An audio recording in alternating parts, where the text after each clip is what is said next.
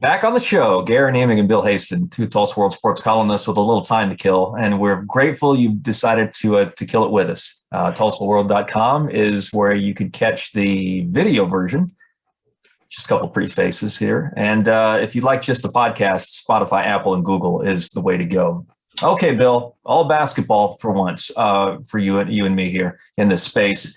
And whereas we normally the day after Selection Sunday want to dive into the bracket, because as you just pointed out, there are no Oklahoma men's basketball teams in the bracket this year. Maybe we just ignore that and get to the other passion when it comes to March in college basketball, and that's coach search. There's one ongoing at the University of Tulsa. Not a surprise to anybody that Frank Haith has coached his last game with the Hurricane. You laid out magnificently over the weekend the factors in his downfall. I think everyone by now is aware of those. The question thus becomes, what does Rick Dixon do with that job? Any ideas out of the gate? Well, I mean,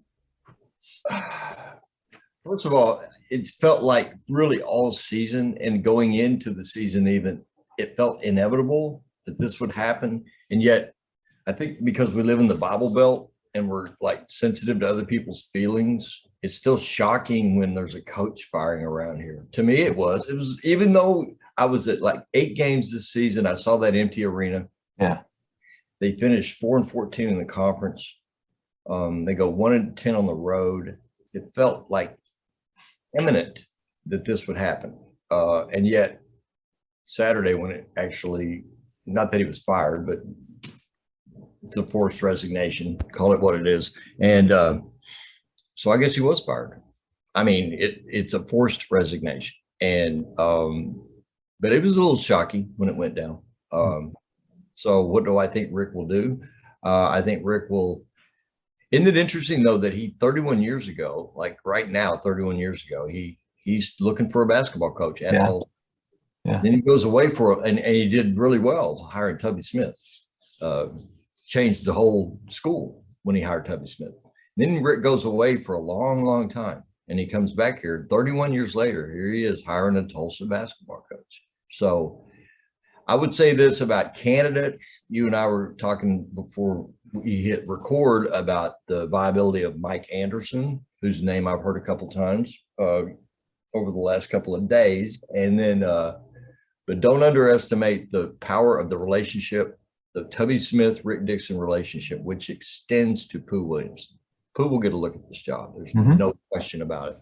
And then you find out, well, this TU person doesn't really want Pooh, this TU person wants Anderson, and then vice versa. And so there's doesn't seem to be a consensus with the TU donors maybe, but I can't even say that I can identify clearly who that core group of donors is now. 15 years ago, absolutely, I knew them all. But today, I know of a couple, but I don't know if there's any like younger, a new generation of influencers in that regard at TU. I think Rick is going to want to get this done within 10 days, and we are now at day 3. So I don't think this will be a drawn out Nebraska kind of botched process. It'll get done, I would say max, Garen, by 10 days from today, like the end of next week, we'll have an announcement. But and for all the candidate lists and all the debates and hypotheticals, Rick will probably hire somebody we've never heard of or somebody we're completely not thinking about. So, but we'll see. Yeah. How many people had heard of Orlando Tubby Smith when Rick brought him in this market? Well, in this market, like none. Yeah. I'm sure within the basketball community, Tubby was, it's funny too, because the first year or so that he was at TU in the paper, he was always first reference Orlando. Yeah. And then we just realized he ain't Orlando, he's Tubby. This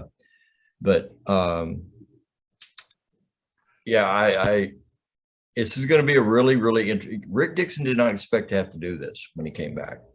I'm came sure. back really to steady the ship on finances and COVID damage control or damage containment or whatever. And I don't think you really expected to have to fire and hire a coach. But here we are. And I just think that, Rick is a veteran of this. And he hired the most, it could be argued he hired one of the 3 or 4 most important people in the history of that school in Tubby. So, I trust that he'll make the right play. I just don't really have a feel for who that right person might be. You look for connections to what I call like the Holy Trinity when it comes to TU basketball coaches. With Nolan Richardson, it's Anderson, dating back to when Mike played for Nolan in 19, when Nolan took the job in 1980. With Tubby, it's Pooh Williamson, who you've already mentioned. The third member of that trifecta is Bill Self, of course. I don't know if we can connect a candidate to Bill right now. Can we? We could at one time, but his tree's got some broken branches to it, to be honest. Right? Joe Dooley didn't really work out. Norm Roberts hasn't really panned out as a head coach. Right. Curtis Townsend hasn't been a head coach. He's been with Bill now for forever. Yeah. Up in Lawrence. I think if we're connecting someone or this process to Self, it might be Paul Mills, just because Bill moved cross town once upon a time to take the job. I guess Mills could do that 25 years later. You know Paul a lot better than I do. What would he think of this position? He would think it's in a Power 6 conference. He thinks highly of the American. He thinks highly of this market as a producer of talent. Although I got to tell you, this is part of the problem at Tulsa, Garen. I was at about 40 high school games this year. Okay, I did not see Tulsa at not one game. Not a Tulsa coach, a Tulsa representative of the staff. Did not see a Tulsa person at one game. Now, could they have been seated way up behind me in the bleachers or something? Of course. I'm just saying, I didn't see any of them like seated with other coaches where they typically sit. So that's a problem. But you know what? I don't see ORU there much either. And that's ORU too, because there's a lot of good basketball athletes in this market. Paul, I don't know if it's strictly personnel or if it's some of it was coaching philosophy. I don't know. Or coaching failure. I don't know. But ORU took a big step back this year. And it could have been Kevin O'Banner having left. But their defense this year was gruesome. And that's the reason that they got bounced in the semis of the Summit League. I think Paul's a really, really good coach. I think he plays a sensationally fun to watch brand of offensive basketball. But he's got some cleanup to do on the defensive aisle of the store because it's a mess right now. And but as a guy let's see, Paul is 49, which that used to be considered an older coach. I don't consider it an older coach. Mike Anderson's 62. I don't consider Mike Anderson an old man by any means. But what is going to fit best for Tulsa? One consideration, Garen, is money. Frank started here in 2014 at $1.3 million. Danny Manning, his predecessor, had been making $450,000. So TU tripled its money for Frank Haith. And the explanation to me was, well, we're going into the American now. We have to pay at that level to keep these coaches. Well, you can't spend beyond your means. You shouldn't spend beyond your means. And TU has done that now for several years with both football and basketball. So it's just a guess. Maybe some donor will step up and subsidize and be a game changer on this, Garen. But my expectation is that TU really would like to get its head basketball money closer to where they stand financially as a university. And the gym's been empty. A couple of ADs ago, at TU, there was a statement: we expect basketball to be a revenue-generating operation. The gym is empty, man, and that's why I said, okay, if they don't make a change with Frank, And if you think attendance can't get worse, it can. It can be completely. So they had to do this. And like I say, I mean, we could speculate on names, and I rolled out a candidate list the other day. You know why? Because that's what we do. Yeah. Right. I mean, and were there some names on there that I know don't have a chance? Or, yep, of course. Did I put Brian Montanati on there because he blew me away this season and he was so impressive. And I thought, I just want to put him on the list just so people will maybe, give him some props and maybe want to know more about Brian Montanati, who I think has an amazing upside in coaching. But the guys on that list, KT Turner from OU, I think we'll get a look. Pooh Williamson, certainly. Paul Mills, maybe.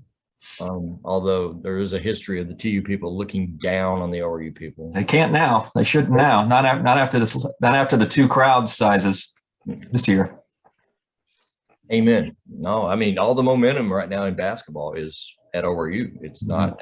It's not in Midtown. So, and when you go to ORU too, you have to park and walk around this massive construction project, which is going to be the 10,000 square foot Mike Carter Athletic Center, which is going to be a really cool, beautiful building. So it's a big off season for Paul Mills too, because I kind of don't expect Max Aismans to be around another season. Right. So you lost O'Banner last year, and now probably Aismans. It's just my guess. And so you're kind of starting over with personnel, but I do like Paul's style of play. I do. You brought up money as an issue that Rick Dixon's going to have to overcome, and there is no doubt that that's the case. Where once upon a time it might not have been. I'll tell you a couple of other things that I have come up with that make this job harder for Dixon. He's been at this for a long time, and I know he's going to pull a guy that well, I don't know, but I suspect he's going to pull a guy that makes us think that's why that's why he's been doing this for so long. However, I think the process is complicated by just TU stature drop. I don't know if they're going to get, well, for instance, if once upon a time a guy like Jerome Tang, Scott Drew's right-hand man at Baylor for all these years, would have considered a TU for his first job. I think he's beyond that right now. I think Tang's going to get a higher D1 job for his first go. So I think in a way TU's marketed outside of some even high level assistants on the Division I level. There's also mid-major guys that once upon a time might have been considered a look. I think of a guy like Grant McCaslin at North Texas. Wasn't long ago where we surely thought that going from UNT to TU would have been obvious step up. I don't know if it is right now. And that's another guy who I think will get a better job than what Rick Dixon will offer. And so then you really get into the weeds of lesser known hidden gems, not just in the mid-major ranks, Bill, but in the high major assistant ranks. Sure. I agree.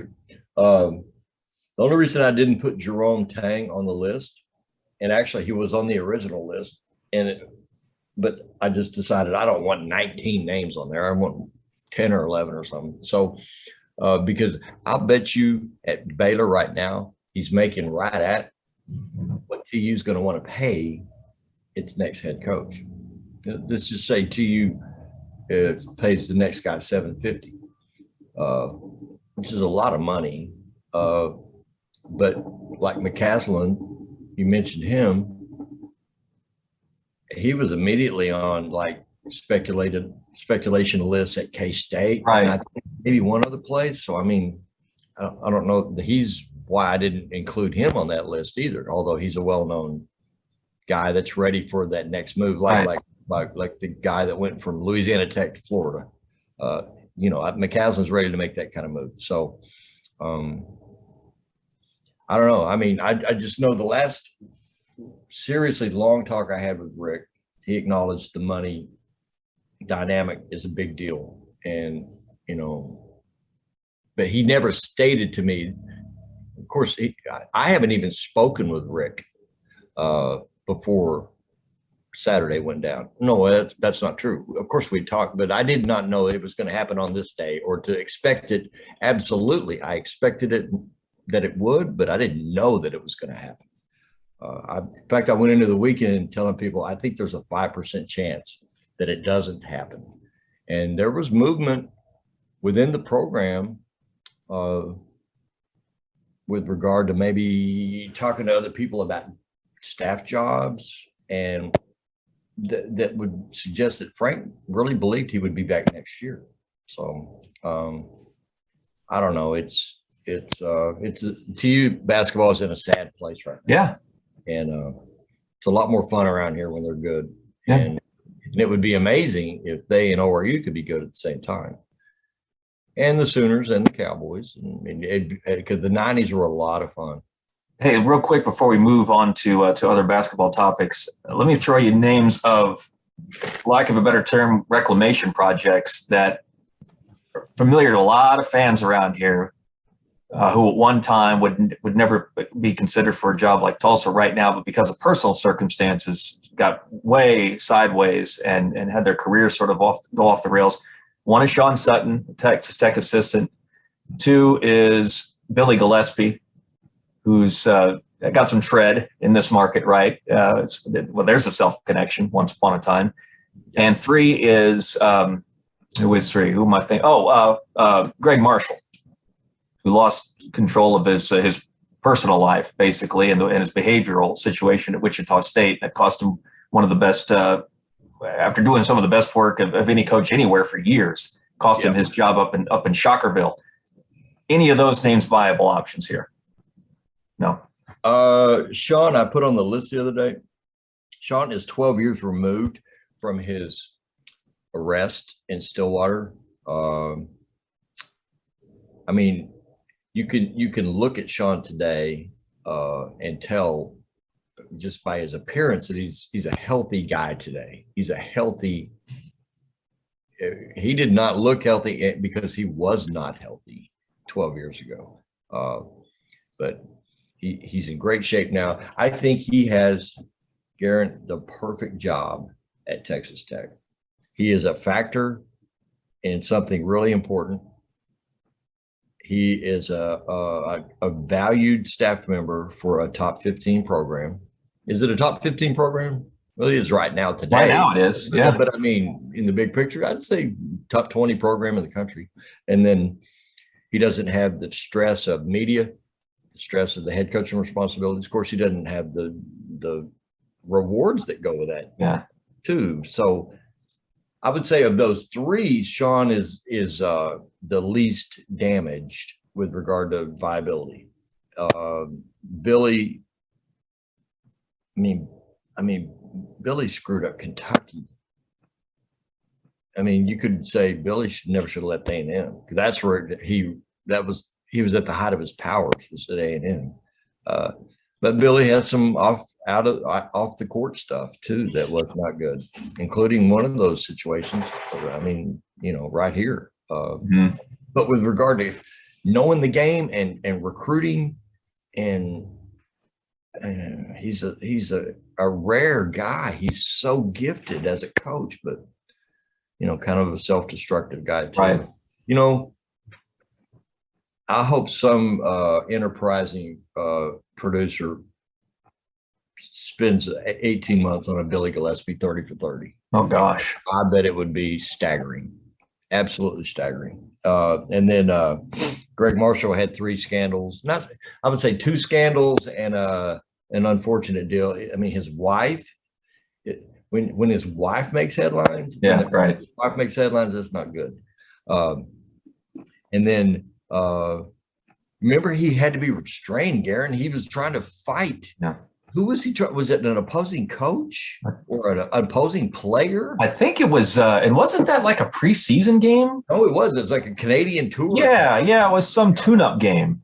Yeah, no, it was a nothing game, and he was like he had to be like restrained, not just for a moment, but for like a long time. Yeah. I always wondered, what if they had turned him loose? What was he going to do? Just kill somebody? Was he just going to beat the crap out of somebody right there? Really, what was he going to do? I would love to know. Turn him loose. Let's see what he does. Yeah. A lot of fake tough guys. If you turn them loose, they're probably not that ready to square up. Right. But that was a hideous moment for him. And then obviously, you can't mistreat players today. You kidding me? You shouldn't mistreat players ever, but you can't mistreat players now. Mm-hmm. No, he's out. Plus, he was making over $3 million. He was making a mint, yeah, for sure. And even if they contacted him, he would want to start the talks somewhere around $2 million or something. Yeah. So I say no, he's not. Of those three, even I would say, at least Billy has a history here. Greg Marshall has a history here, but it's as a hated opposing coach.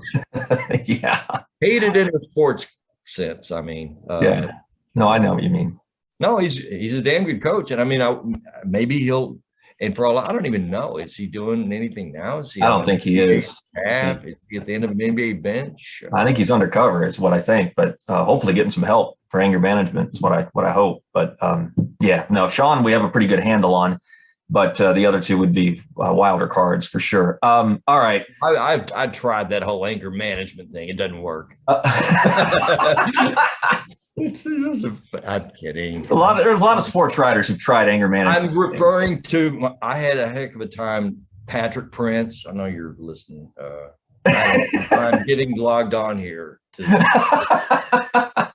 It made me change my password for like the fourth time. Yeah. That's my anger management. Zoom has meant anger management issues the last 2 years for a lot of COVID affected and technology affected sports writers. Okay. Yeah, Sooners. Okay, we'll do a drive-by of the tournament. Oklahoma doesn't get in.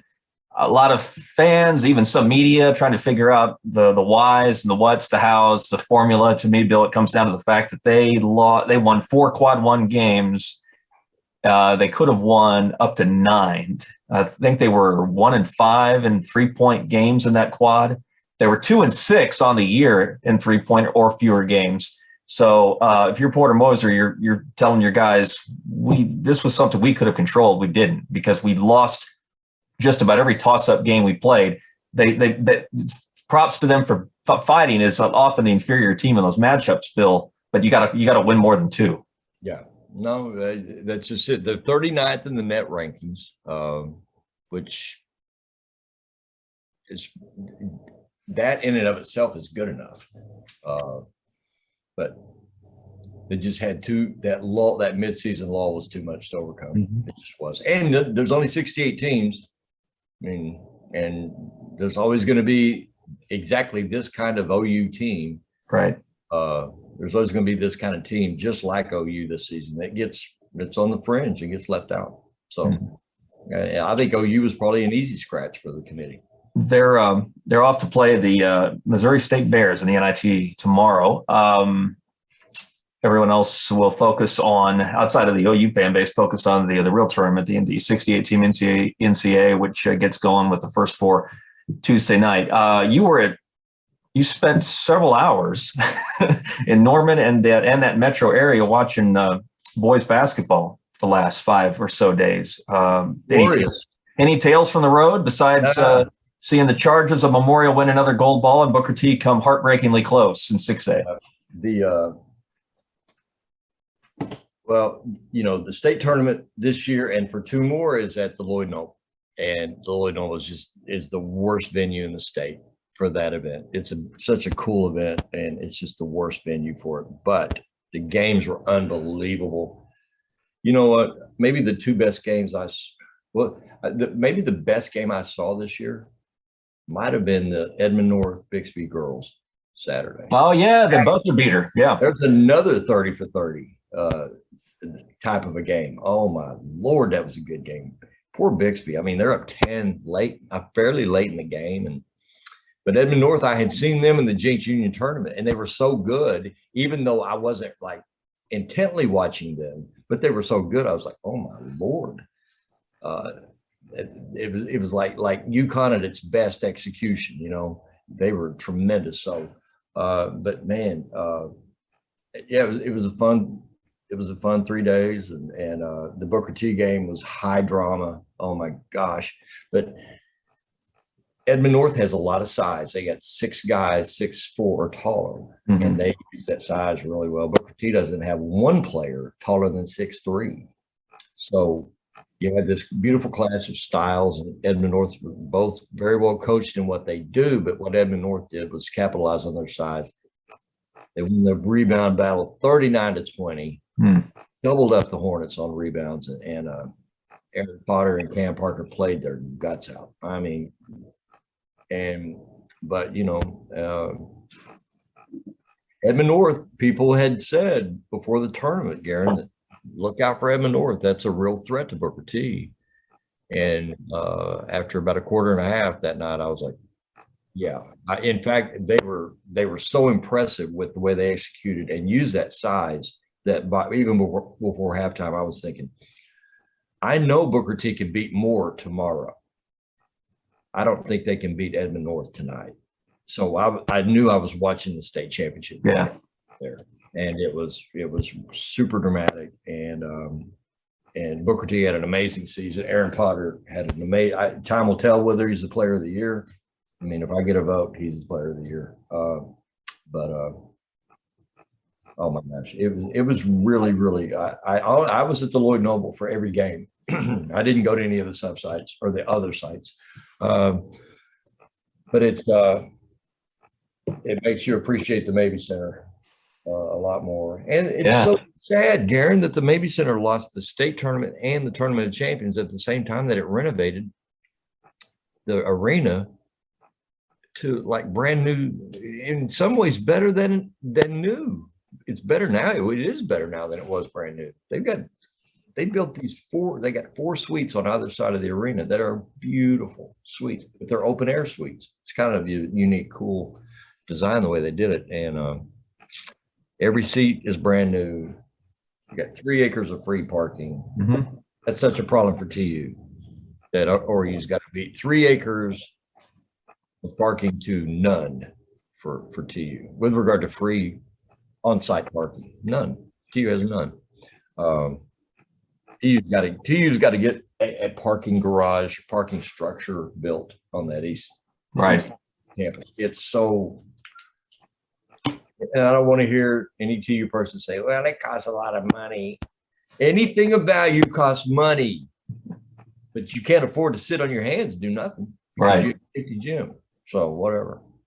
But I, with regard to the competition and the steak burger at the Lloyd Noble, pretty good.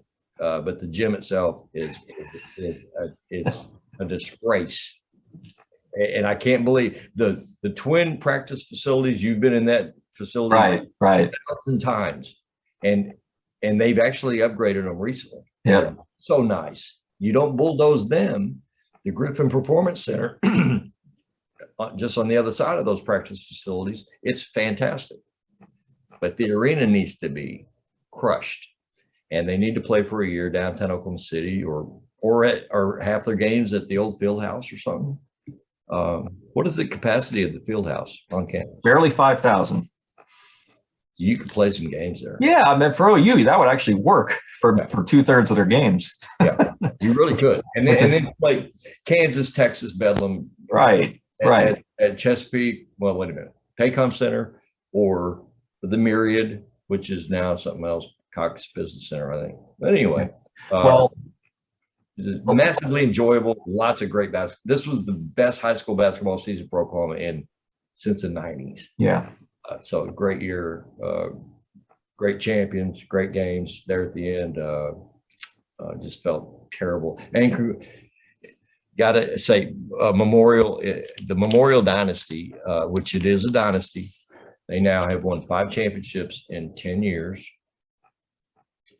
10th, no, I think it's 6 in 10 years. And Bobby Allison's 5th and the 10th in school history. But Bobby shared this stat with me. They are now 52-3 in their last 55 in the postseason. Goodness. How about that? So, and you know what I believe too? Pound for pound, they're the best team in the state this year. With all due respect to Edmond North, I think Memorial's the best team in the state. Bobby ever think about jumping to college? He is such I guess maybe he might do that, but he would never leave there to go to another high school job. No, for sure not. He played there. And Yeah. He's the most gung-ho Charger culture guy. Yeah. He is, and he's, it's so funny because Gil Cloud really had to lobby hard on his behalf. TPS didn't want to give him that job because he looks so young. In fact, Gil was told this guy looks like a kid. Yeah. He said, "I don't give a bleep what he looks like." Really, coach, and yeah, good for Gil Cloud for getting it done. And Memorial is the hottest, best, most accomplished program over the last 10 years, with the possible exception of Kingfisher and Millwood. Del City's been really good. Del City won 6A last year. Memorial handled them pretty well the other day. 5A right.